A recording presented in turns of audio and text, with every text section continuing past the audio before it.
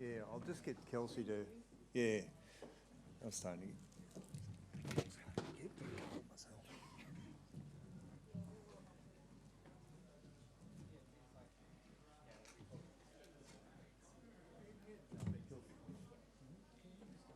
all right. Yeah,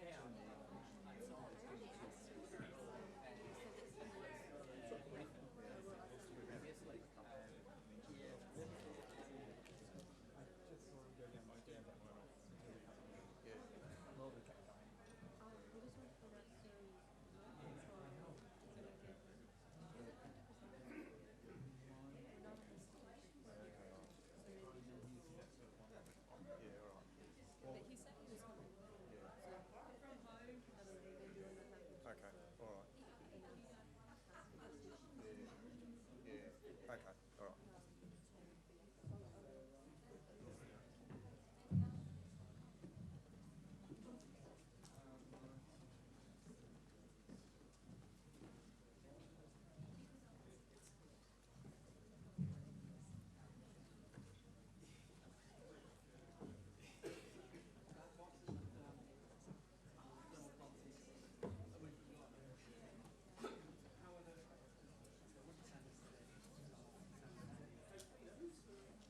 Hi, Sally.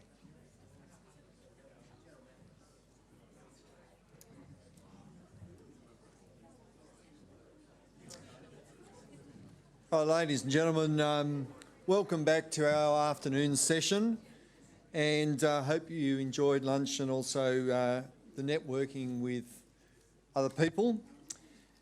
This afternoon session is on vegetation management, and we've got several speakers. What we're trying to do is have some short presentations, but which are stimulating. I certainly have found the morning sessions very stimulating. I think we've had some very good presenters, and hopefully we can continue that trend. Also, we have quite a few pamphlets which are out here from different organisations which relate to the presentations but also relate to linear reserve environmental management. So please have a look at those pamphlets as you move out to afternoon tea. We're going to start with Mark Leary from Local Land Services. He's based in Wagga.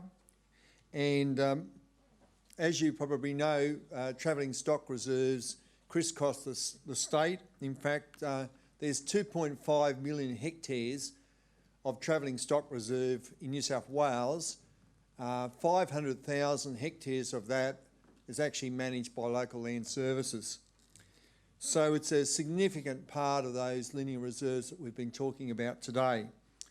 So without further ado, I'd like to welcome Mark. Mark's going to talk about a pilot traditional land management on travelling stock reserves in the Riverina. Mark Leary.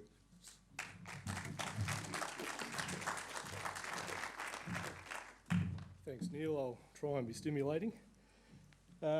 It was great to be welcomed onto Gadigal country this morning, and I'd like to pay my respects to Wiradjuri elders past, present and emerging where this project's based. I also want to acknowledge my colleague Pete Beale in the audience here today. Pete manages the TSR portfolio in the Riverina, which we call the Poison Chalice. So he gets all the heavy lifting and the headaches, and I get to have all the fun. So thanks, Pete, for your hard work. So that's a snapshot of the Riverina LLS region with our TSR network. So basically halfway through the region there we have the Newell Highway, which effectively to the west of that is large routes and big reserves, as you know, alluded to in some of the earlier presentations. And to the east is more smaller reserves, you know, typically 5-10 hectares in size at the most, that are joined, you know, they're usually every 10 k's apart, but they're joined by council-managed road reserves. So we've got, and we have had the eastern reserves leased out for quite a fair amount of time for grazing. One of the earliest projects we did on TSRs involving Aboriginal cultural heritage was to contract community members to do ACH assessments on the 120 that we leased out in 2015. and that ended up resulting in over 1,000 sites being registered on the AIMS database, and that gave us good intel into how to manage some of those specific reserves. So this project's not really talking about, well, it is traditional land management, but it's more about an approach that we're taking with the Brungle Tumut Local Aboriginal Lands Council, which manage that section of the Riverina there. It's a different approach that we've had in working with the Aboriginal community than in the past, which has been more broad spread and sporadic, and sometimes not as successful as we would have hoped. For example, when we did the first lot of cultural heritage training with the Aboriginal community for site assessors, we sort of cast the net right across the Riverina, hoping that we'd get some from every area, and that didn't work. Some of those went on to gain other employment, so we lost their ability to be cultural heritage, their services for cultural assessments.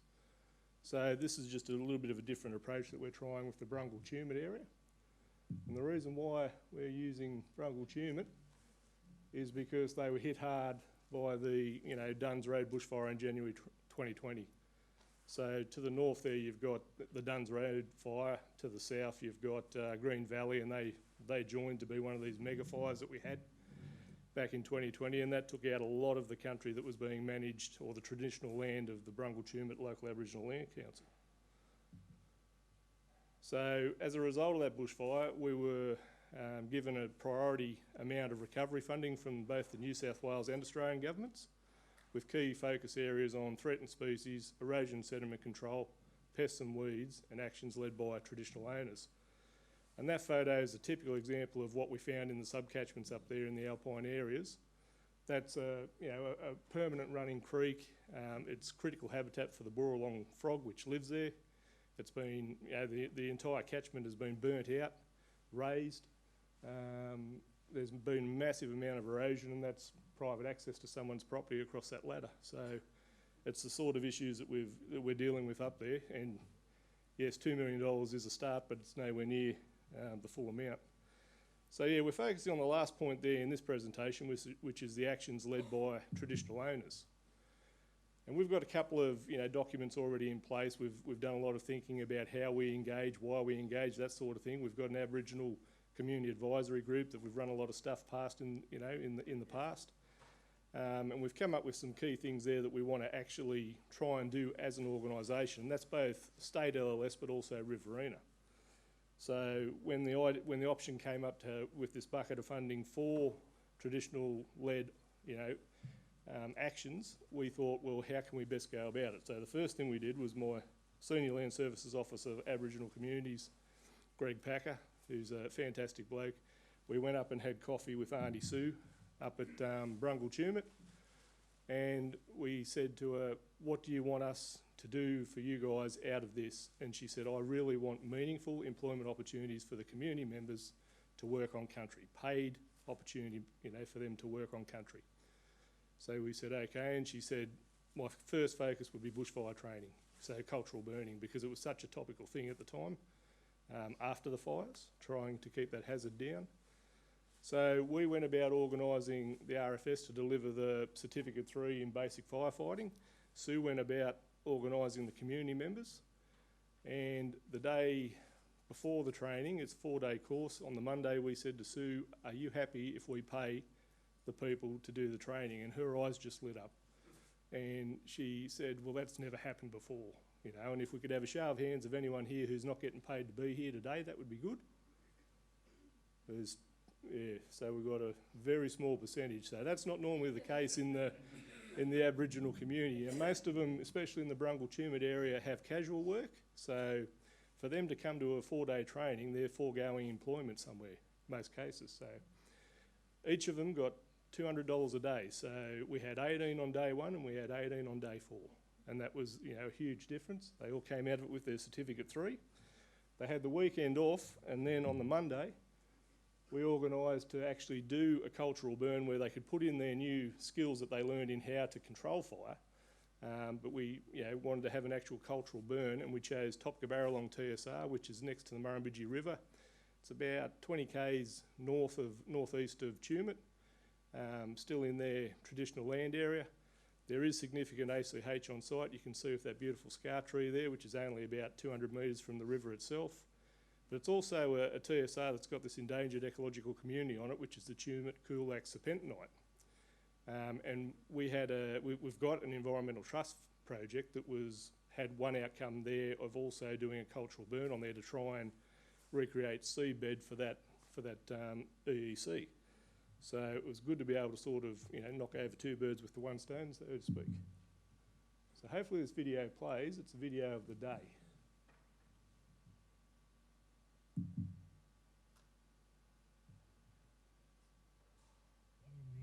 Welcome to Wiradjuri country. We're going to do a cultural burn, and I'm just happy as all day. Thank you very much.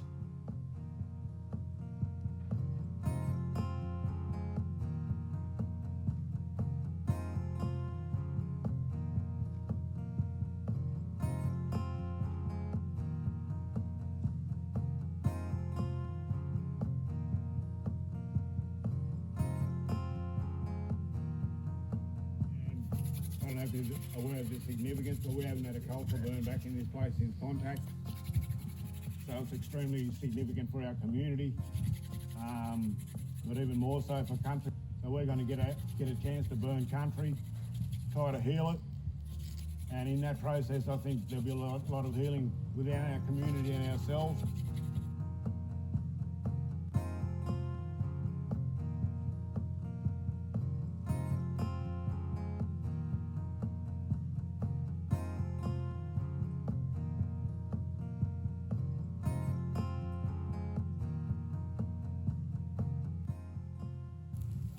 A group of young men and women, led by an elder, to do first cultural burn on our country for about 200 years.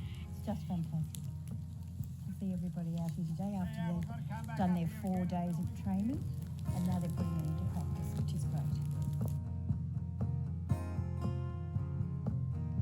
It was a fantastic day. I still get goosebumps when I see that because, the spirit on the day was just incredible to have those people working back on country.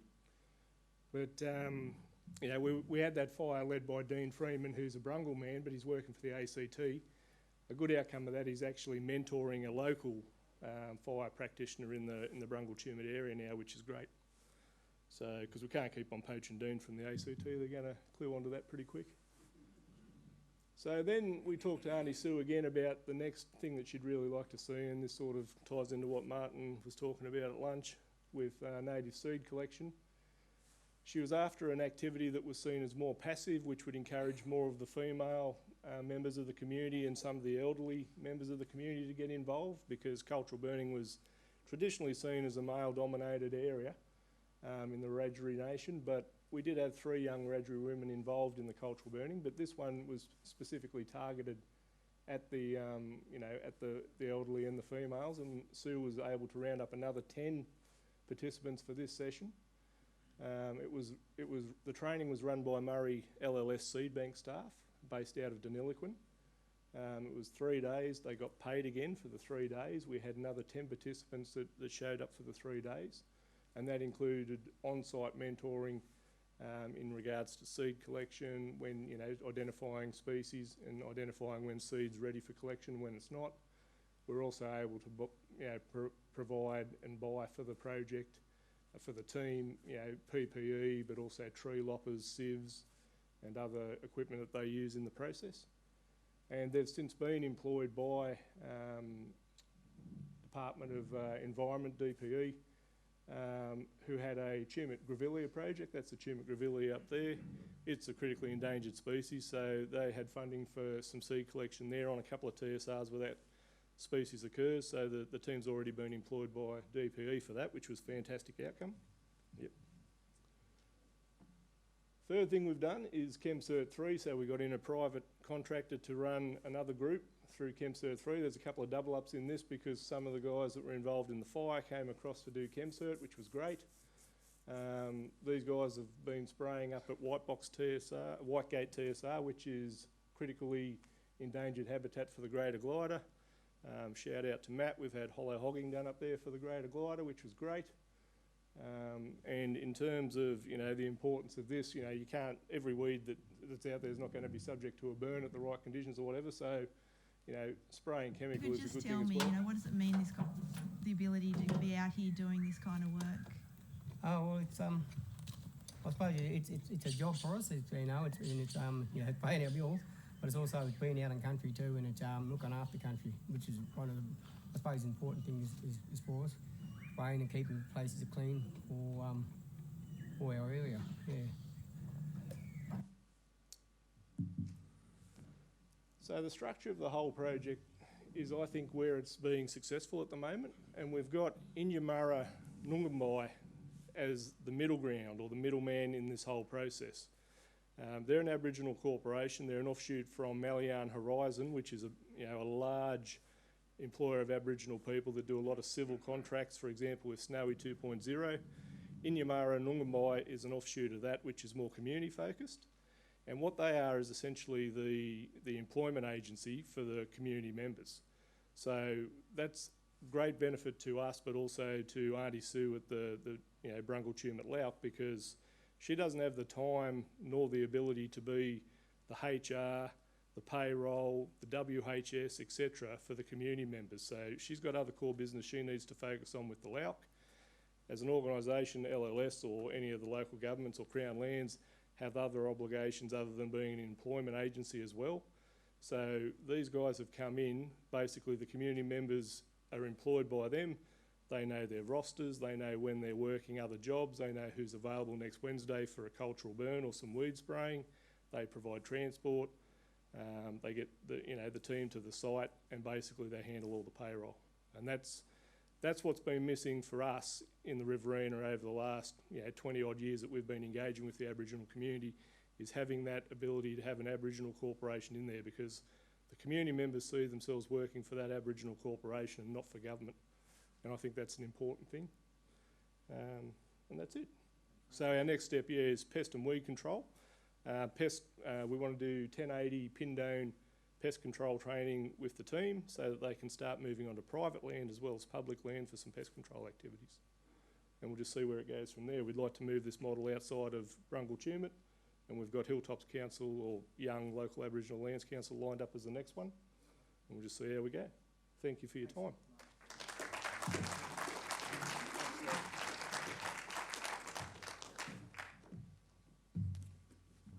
Well, thanks a lot, Mark, on that great work you're doing down in the Riverina.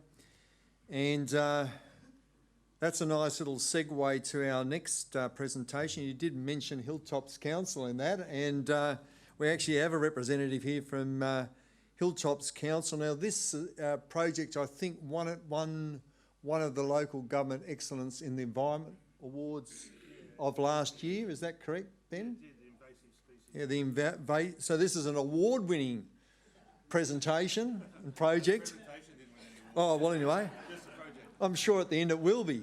But the project did win an award, and we're very fortunate to have Ben here. He did work with, he does work with Tom Pickering, and Tom's been very keen on liaising with the Roadside Environment Committee over several years. So we're looking forward to this presentation. Ben Mott from Hilltops Council on aerial weed spraying.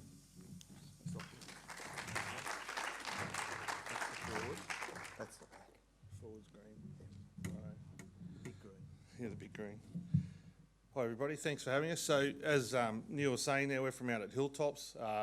There's two of us, we're biosecurity weeds officers there, myself and Tom. Tom's wife's about to have their third child, so he wasn't allowed to leave the area. So I'm down here presenting this today, which is exciting. As everyone knows, Hilltops was a merger in 2016 of the previous Young, Harden and Burrawa councils. It's like a 7,139 square kilometre council now. It's very much a farming area. We rely on agriculture. It's our biggest industry by a long way. The most recent statistics I can find was 2016, where agriculture had a value of about 338 million. So I'd be interested to see what that is now with the commodity prices and land prices the way they are. But how it came about was some councillors received a grant It was sort of rebuilding communities after drought.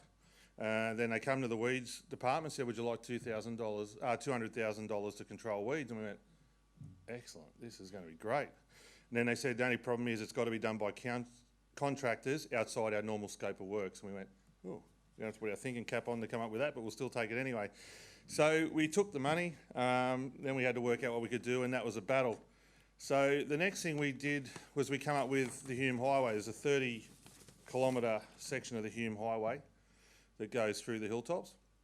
As anyone would know, the Hume Highway, Pacific Highway we spoke about earlier, and that they're funny areas in the fact that they are really quite unmanageable because of the speed of the vehicles, the cuttings, the terrain. It's really quite hard to control. So we rang up the RMS and inquired whether we could do some African lovegrass control on there because it was quite significant, the population. And I said, that sounds like a great idea that you finally want to control your weeds. I went, oh, that's good. I said, we own those weeds. He goes, well, everything from the shoulder back is yours. And we back and forth a bit because you hear lots of funny things. But we said, oh, well, we got the money, so let's have a go at it. So they said, we'll supply traffic control and you guys will do the work. And we went, excellent. And then we worked out, to get someone to walk up and down those cuttings and spray all that African lovegrass is not going to be an easy job. And it's going to cost them a lot in traffic control. So we'd been dealing with a company and we'd been over to see his helicopter work because we had another job in mind for that. And we went, I wonder if they take a helicopter down the Hume Highway. To which they said, what the are you talking about, mate? And we said, hey, whoa, you're supplying traffic control. We could do it in a day. Oh, hold on, let me make some phone calls. So he goes, make some phone calls. He goes, we're willing to talk to you. We're not making any promises. We said, all right then, well, let's have a chat and see what we could do. So after many back and forths, they were happy to come on board and play the game and go through the motions. So we went, righto. So to give you a rough idea, the helicopter we used covered a swath of about 12 metres. That covered most of the road, the shoulder, from the island back to the landowners' fences. In patches it's wider, in patches it's narrower. We contacted via mail all landowners and asked anyone to raise any concerns they have that we'd be doing weed control on the Hume Highway. You can imagine they weren't too concerned about us and what we were going to do, so they were happy to go forth with it. And then we just needed to find everything else. The centre island is about 16 metres wide, which was frustrating. So that was our concern, that we may have got some off-target damage in the centre island because there'd be a double up in that part because we didn't want to leave the edges, because the edges which are mown and currently sprayed are where the problem is. But we decided to roll on with that and see how it went. The reason we chose the granular flupropionate in the aerial was on feasibility, 100%, and the granular flupropionate is pretty well managed by the company itself, and we're able to rely on their agronomy advice. So if something did backfire, we're able to say, oh mate, that was on your advice. Here's where we are, can you help us out? And the other part was getting through the tree canopy. There's a lot of trees along there if you've driven it, and we were actually very impressed with how that ended up playing out. Granular flupropionate, it's a very small little, bit like 100,000, you know, the little sticky ones you get, not the round ones. It looks a bit like that. It's very light. It's based out of bentonite clay, and the formulation is made so there's some of the product in the outer layer which breaks down first and quickest, and then there's more of the product in the internal clay core which breaks down slowest. It's to try and help not drop it all at once and get some longer term residual control. And obviously you need the rain to break it down, but that was the best option for us to go with at the time. The rate that they came up with for us was 12 kilos a hectare. That's about 520 granules per square metre. Now, if you actually read the label, it will say for African lovegrass it needs 15 kilos per hectare. So it's slightly below the label, but we were really worried about the more native species and other species that were there. We didn't want to cause any damage and we wanted to see how to go, so we really sold it as a trial, but that was what we went out at, 12 kilos a hectare. That's us on the morning. The weather leading up to it had been horrible. It had been windy, quite cool. We were really concerned. You can see that's me in the corner with the white hat, looking very cold, not excited about doing it that morning. I was very nervous I was going to get pulled over, because if we got pulled over, we're in a lot of trouble. We wouldn't have got it done again before Christmas. So We're a bit concerned about the wind. The only people that weren't concerned in that briefing that we had there, which had about 50 people there from Traffic for New South Wales, the Traffic Control Council, were the helicopter pilots. They weren't even remotely worried about what was going to happen on that road. They were just happy to get in the air and get to work. So we had to go about it that way. The biggest problem was traffic. We had to get traffic back to 40 kilometres an hour. So what they did, they had all the gear set up about 8 kilometres from the southern section. They would catch everyone there. Everything went past it. As soon as the last car went past, we start, and then we flew at about 90 kilometres an hour back towards the traffic that was coming at 40 kilometres an hour. It's 30 kilometre section. We could get through it before they got to us. In the afternoon, there was a bit of a malfunction with the traffic control, so we're actually going against the traffic that was coming the other way. The traffic was at about 40 k's an hour, and RMS were just said, "Don't keep rolling, we've got them under control," and we did that. Traffic New South Wales, sorry, and it all come out because everyone was half interested to see a helicopter, but no one seemed to enter the wrong lane or anything. So what was achieved on the day, there was very little disruption to traffic. 300 hectares was controlled. Just keeping in mind that 300 hectares, 190 of it is actually what we controlled. There's a lot of road in there, obviously. We believe the first council to undertake an aerial weed program of that scope on a major thoroughfare, and it come in with about $300 over the budget, that was reason for a party. It was really good. We were pretty impressed because we really weren't sure. When the weather was bad, we were really worried. And the best part was we're able to see the products in places where we needed to get to. So underneath the tree canopy, I can tell you that we pulled up and the traffic control guy and Tom were in one car and we were following them in a second car with another traffic control. So if something went wrong with their car, we'd have to take over. Everyone was mic'd up. There was a lot going on. They pulled up the side of the road. Someone had to go down the trees for some reason. Come and look at this. No thanks. It's the propionate. It's right at the bottom of the tree. And there it was. It was right at the base of the tree. It got through the canopy. You could clearly see it. So that was excellent. On that side of things, has it worked? Well, these pictures here were taken 6 months later, a little bit over 6 months. You can see there that the plant is really starting to blacken off at the bottom, like necrosis.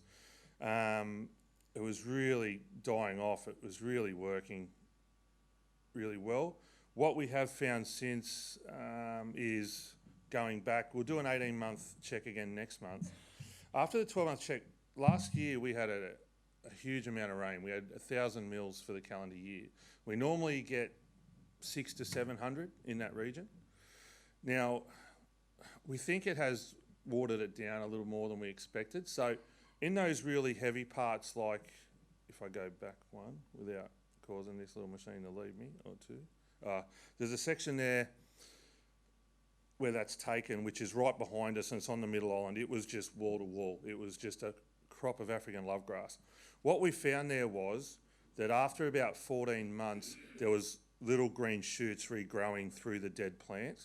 But what we could do, and if anyone ever tried to take an African lovegrass plant out of the ground, it's a job on its own, was you could just go like that and they just come out.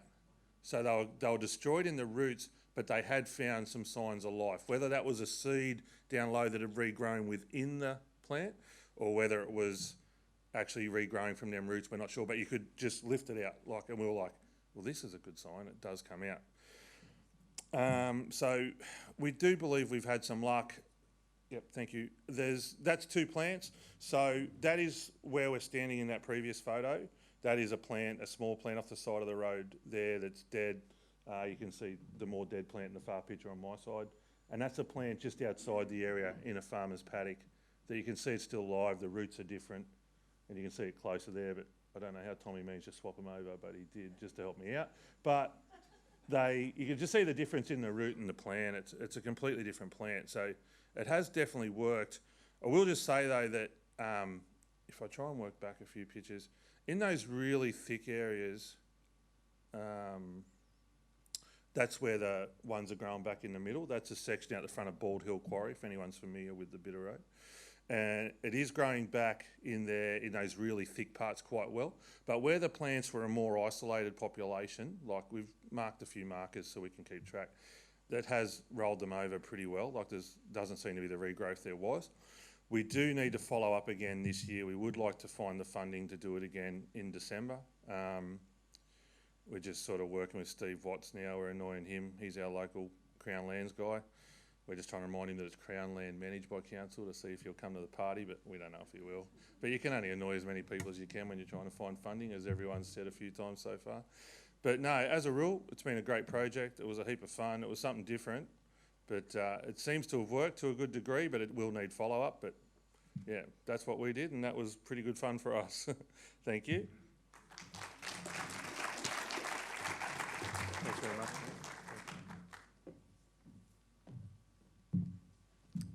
Well, thanks a lot, Ben, for that excellent presentation. Now we're going to have another presenter from a council, but instead of being way out west, we're going to go to Blacktown City Council. So obviously in the Sydney urban area and other urban areas of the state, shade trees and urban trees are very, very important. And we've been talking more about native remnant vegetation in rural and regional New South Wales, but this is a presentation about the importance of trees in our urban environment.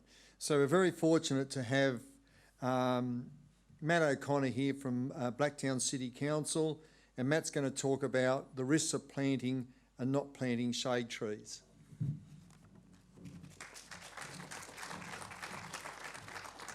That's forward, and that's back. Thank you.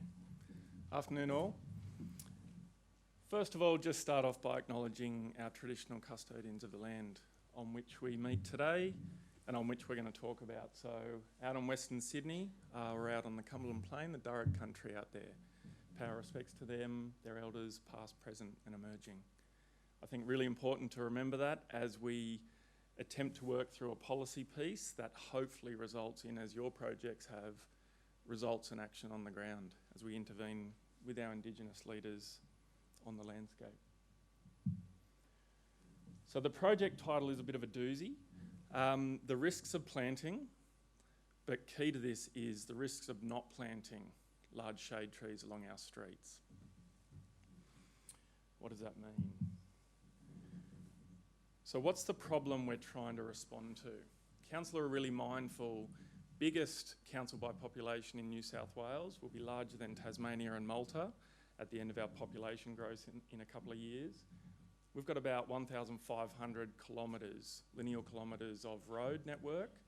We really want to embrace that land as public land, which is what it is, and make it available for benefits for people that isn't just travel and egress of vehicles.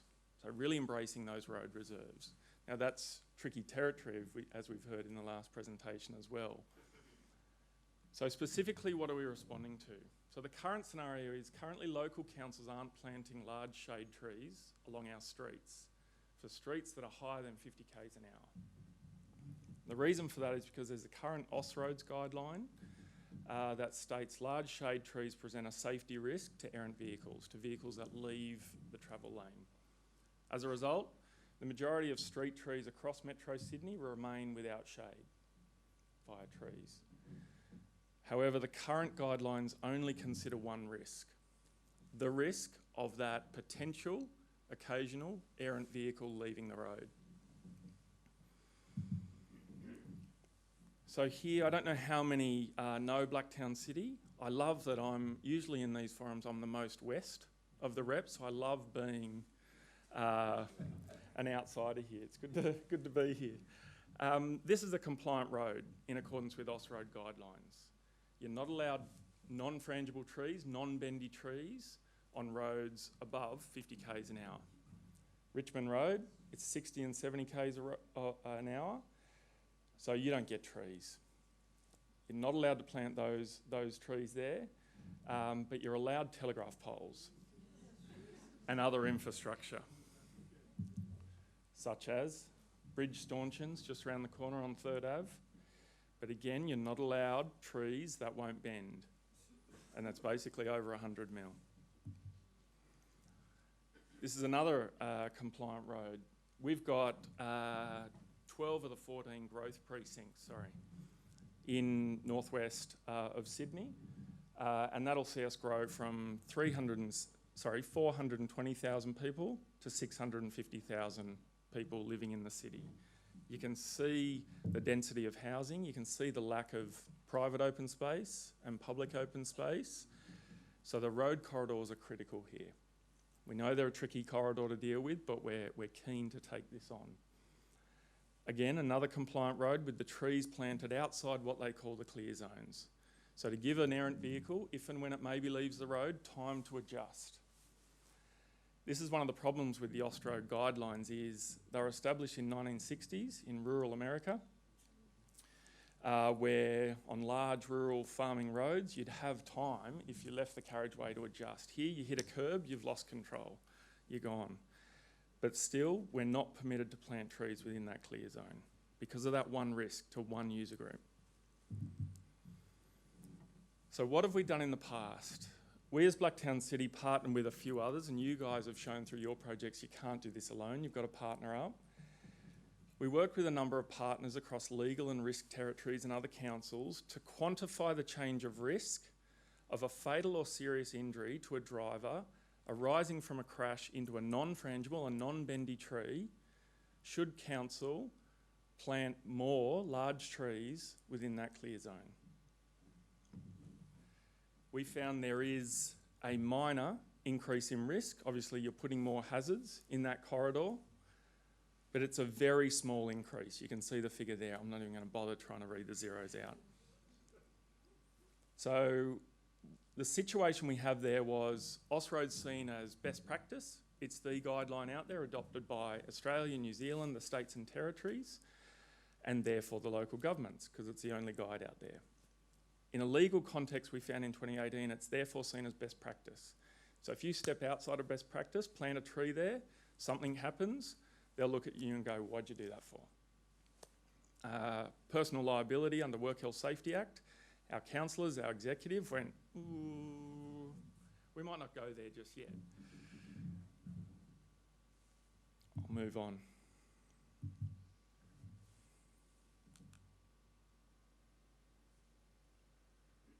Okay, so what has changed since 2018-19?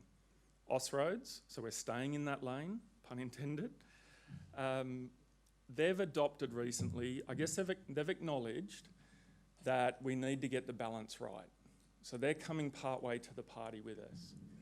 They've identified and adopted what they call a context-sensitive design process, which is a risk-based approach.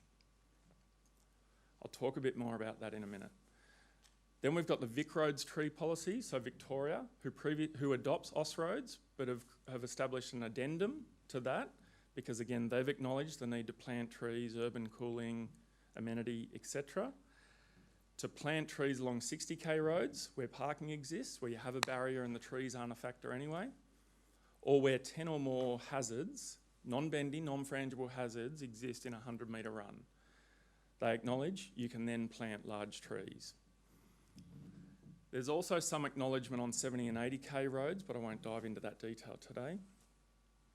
Then more recently, we've got Transport for New South Wales 2026 Road Safety Action Plan, which has really given us some more hope as well in terms of them acknowledging that we ensure the safety of vulnerable and other at-risk road users. And there they specifically talk to pedestrians and cyclists.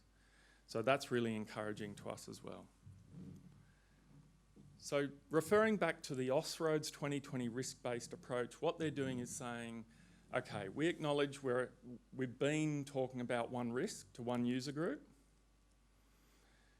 We are going to throw it open to the land manager, often local councils, to assess the risk they're happy to adopt. We're happy with that because it gives us an opportunity to intervene and play in that space. So what we're doing now is capturing a holistic risk assessment that considers all of the risks related to planting trees. We've done that work in 2018. We know there's risks when you plant trees. But what we haven't done yet and we're commencing to do is look at the risks if we do not plant trees. So looking at every risk, and we're looking at the whole road corridor from road reserve boundary to road reserve boundary and all of the user groups in there.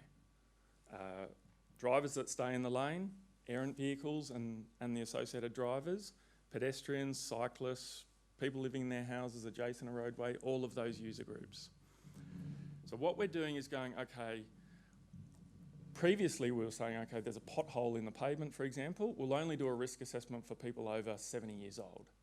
We're now going, hang on, we've forgotten about a whole stack of other users around that potential hazard, let's consider them all.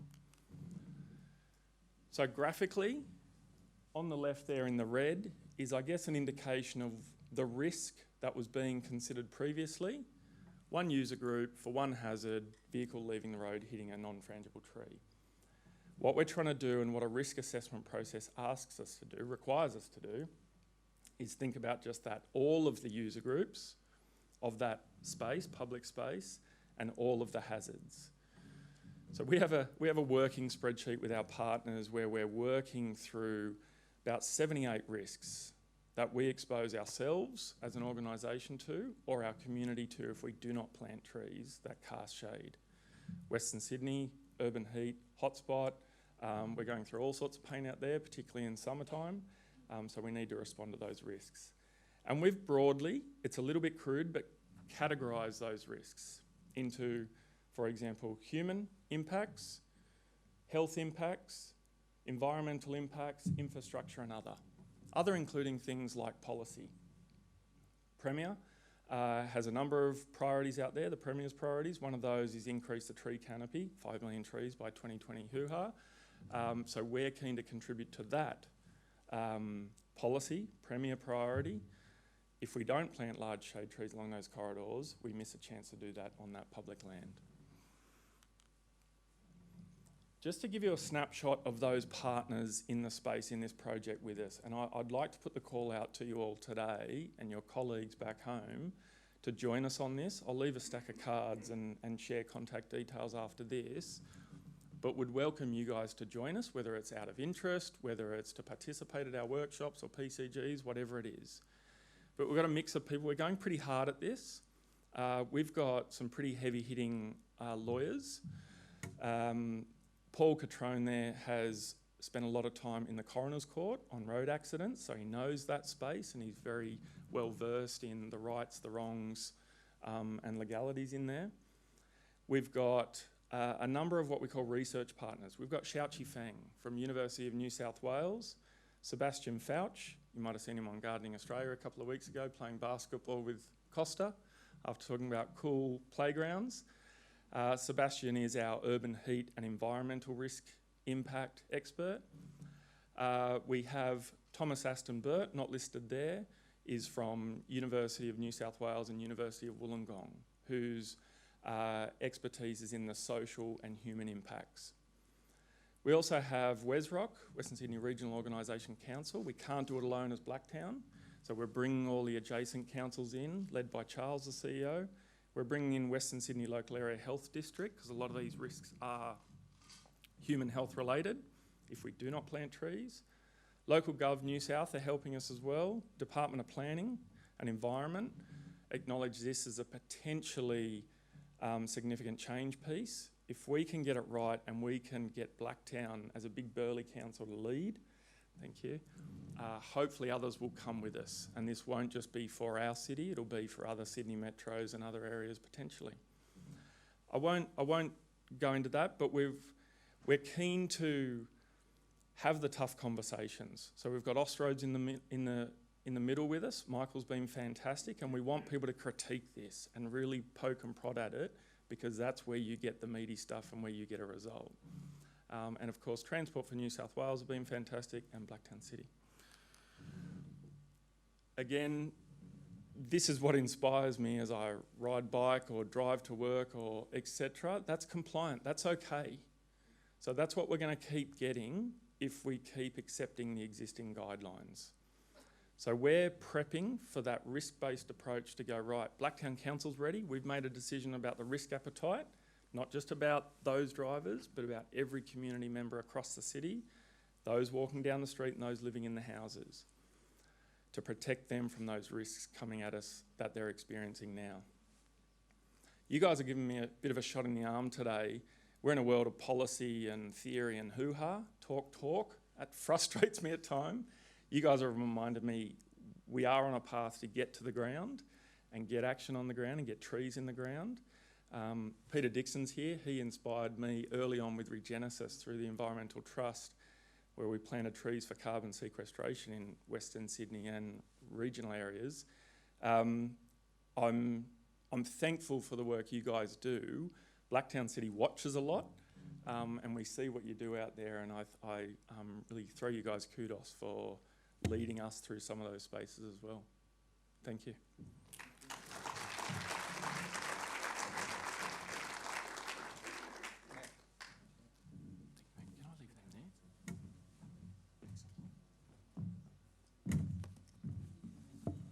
Well, thanks a lot, Matt. We appreciate that presentation and the work you're doing. Now, we did mention before another type of linear reserve that we have across New South Wales, rail corridors, and we're going to have a presentation on the rail corridor because many of the issues are the same as what we've been talking about, but there's also some unique challenges. By the way, on the Roadside Environment Committee, we've got all of the rail corridors covered. We've got ARTC, and I think we've got some reps here from ARTC. We've got the Country Regional Network, and the new member of that is UGL Regional Links. And we've also got Transport for New South Wales, who manages Sydney Trains. And we're very fortunate today to have Luke Durrington. Luke's been a long-term representative on the REC of Sydney Trains, even in their previous iterations. And Luke's going to be talking about weed management for Sydney Trains. Luke Durrington.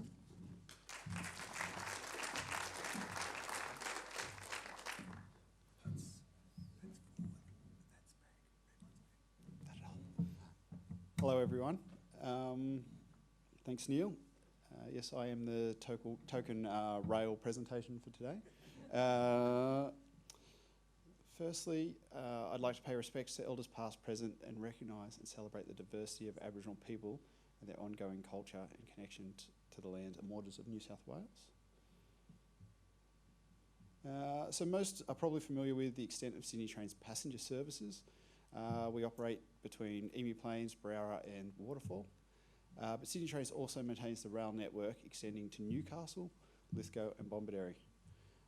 In 2019, we commenced a process of developing a priority weed management plan for the entire network in response to changing expectations of biosecurity management. So a bit of context, it's a bit of background. So starting back in 2015, we had the Noxious Weeds Act, and that did little to compel public authorities to manage noxious weeds. Weed management at Sydney Trains was largely reactive, and we focused on responding to requests and complaints. And at this time, we had no set funding allocation for noxious weeds management. Instead, weed management was part of our broader corridor vegetation funding programs and focused on right-of-way activities. So subsequently, the National Resource Commission got together and conducted a review of weed management in New South Wales and made some findings relevant to public authorities and linear infrastructure corridors. They were that there was limited enforcement mechanisms on public land. There wasn't a consistent approach to weed management across land tenures, and that there was a limited focus on weed spread pathways such as linear corridors. So in 2015, we got the Biosecurity Act, which addressed this through measures such as the General Biosecurity Duty, which gave a responsibility to any person who dealt with a biosecurity matter to ensure that so far as reasonably practicable, the biosecurity risk was prevented or eliminated. So the case was building for change. Subsequently, the regional strategic weed management plans were developed, and they outlined how government and industry and community would share responsibility and work together to manage weeds. And these plans identified regional priority weeds and objectives for their management. The plans came with an expectation that over time, public land managers or all land managers would build these plans into their operational systems and manage weeds to obtain the specified objectives in the plan. So these documents set a new framework for us for weed management in New South Wales and kicked off some internal processes at Sydney Trains. We started briefing our senior management on these changing expectations and engaged with our asset management team who manage all of our corridor maintenance programs to talk about what these requirements looked like, how we were going to address them, and most importantly, what it was going to cost. At this point, it was difficult for us to estimate what it was going to cost because we didn't have any good quality data about the extent of weeds in the corridor, and we didn't have a programmed approach to managing them. So we set about working with the asset management team to develop a case to secure funding and engage contractors to start to work on a plan for us. So after successfully gaining some funding for the project, we set up a scope which was to review requirements and current practices. We'd look at the legislative requirements, Sydney Trains' current management system, the regional strategic weed management plans, and we consider these in reviewing Sydney Trains' current approach to weed management and broader vegetation management activities. The project would identify weed management priorities by first carrying out a survey of the corridor and recording the distribution of weeds, and then prioritising these through applying a model that took into account the weed risk and the environmental sensitivities. Using this data, the program would be developed and we would be aiming to set up a 5-year weed management program. So first we had to get some data. So in order to develop the plan, we needed to conduct a survey of the corridor. We looked at a few methods. A number of options were considered. Surveying the network on foot or by car, reviewing footage from numerous sources we have from different on-train cameras, or visual inspection from the mechanised track patrol vehicle. And if I had thought about it back then, I would have got a video, but you've just got a photo. Of these options, yeah, it was determined that the survey of the rail network on the foot was not practical, and the image quality at the time from the different train cameras was too low. So we determined that the best bet was to have an ecologist ride on the train around the network for a good solid 12 days. They were solid days too, because that train has to run at network speed. So we could not slow it, we couldn't slow it down for this process. And he had to collect it. Originally he started with an app, but he found that the app was not fast enough. So we went back to a GPS and a notepad. So that was how we got our data, but you know, it was better than what we had. So he collected about 3,000 data points from around the network.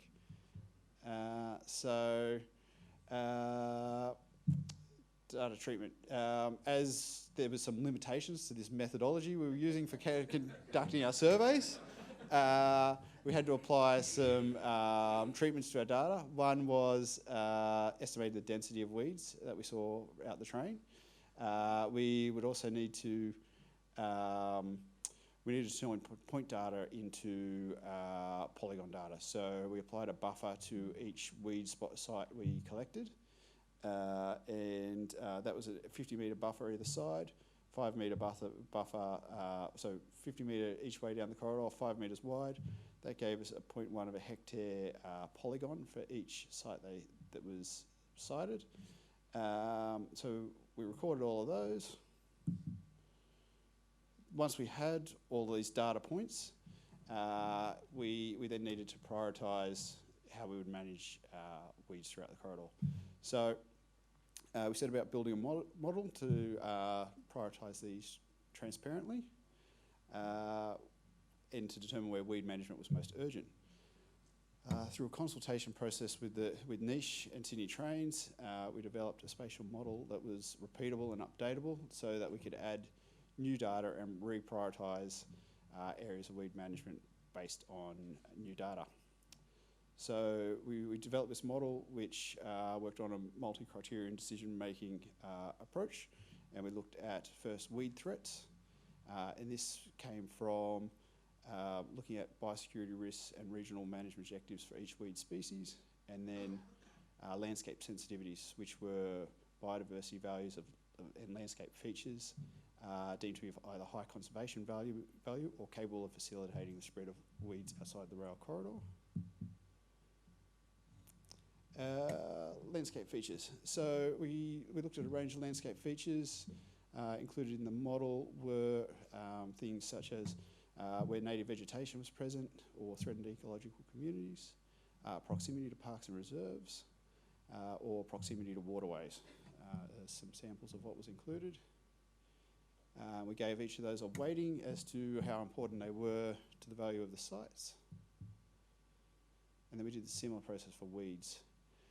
We didn't undertake our own risk assessment of each weed species because we felt this had already been done for the regions through many tools such as the regional priority weeds management plans. So we based our weed threat attributes off that. And like the landscape features, we weighted these accordingly. There was an extra thing added in here where we added in a multiplier for the density of the weed, and we were to prioritise lower density weeds first on the basis that those sites would be easier to control. So once we had our 2 different scores for each site, we used a matrix like this to determine the highest priority sites.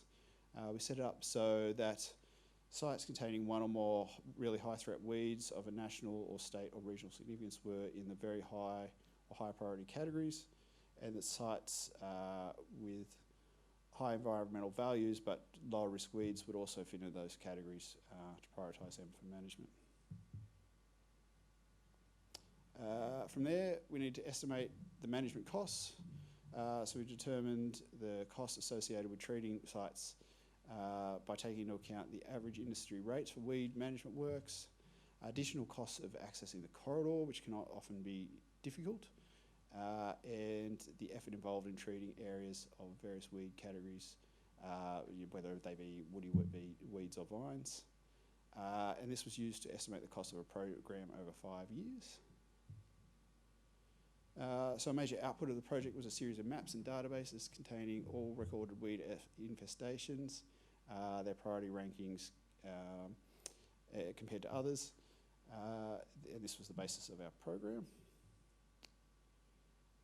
From the process, we recorded 2,831 patches where weeds were recorded. Unsurprisingly, the longest lines had the most sites, but that was also seemed to be associated with the level of disturbance. So Illawarra line and the main north had more weeds than the western line, where much of the surrounding environment is national park.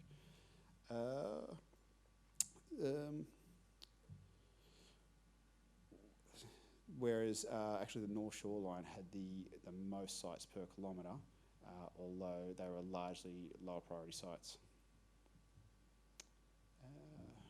Following completion of the plan, we moved into the implementation phase. We commenced weed treatment work in early 2020, and we're currently in our 2nd full year of implementation.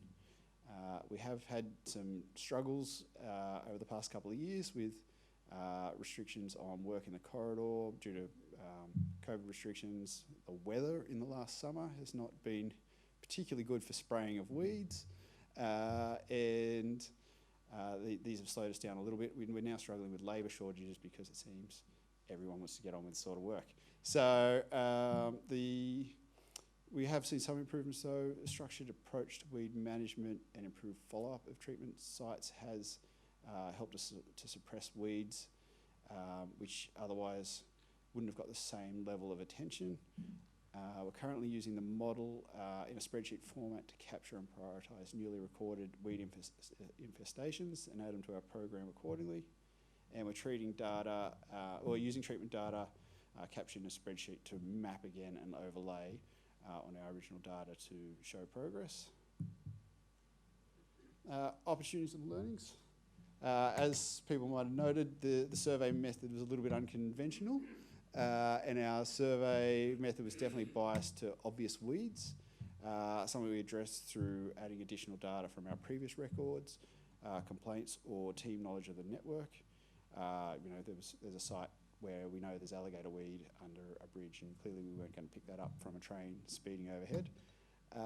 The model was initially biased towards sites with many species of common weeds, so we had to address this by reviewing our weighting for high-risk weeds. And the process gave us an overview of where important weed patches were located, but we still had to go back and ground truth a site at a site level to really understand how we were going to carry out treatment of that site and to consider whether we could even access it. So some opportunities going forward include that weed treatment effort from this year's weed treatment activities is being used to refine the financial models that we based our program on. And we've been talking to the National Parks guys about how they've integrated their weed management program with their asset management system, and they actually have a very similar system to us. So that's something that we'd like to follow their lead on. Last of all, I'd like to acknowledge Dr. Cairo Forrest from Niche for coming along on this rather unconventional journey. The Greater Sydney Regional Weeds Committee for their guidance and input leading up to the project and during the project, and the Sydney Trains Asset Management Team for their commitment to delivering this project and support for the implementation of the activities. Thank you.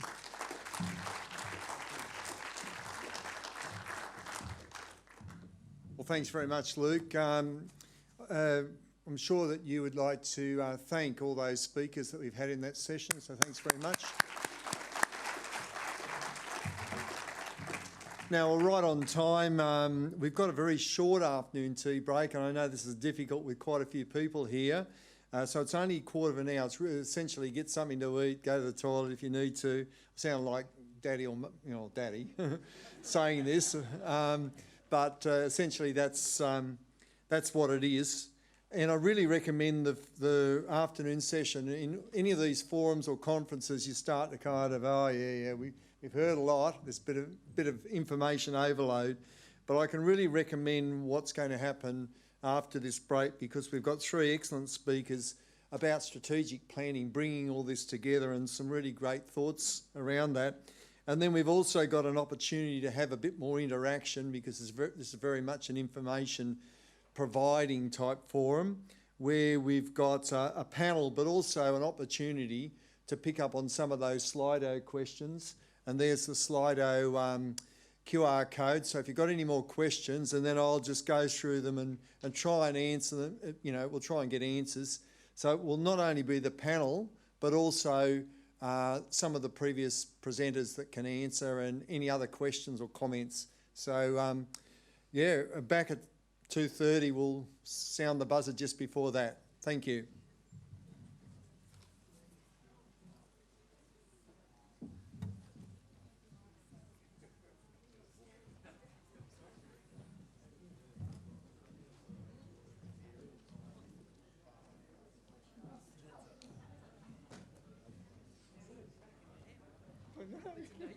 Exactly.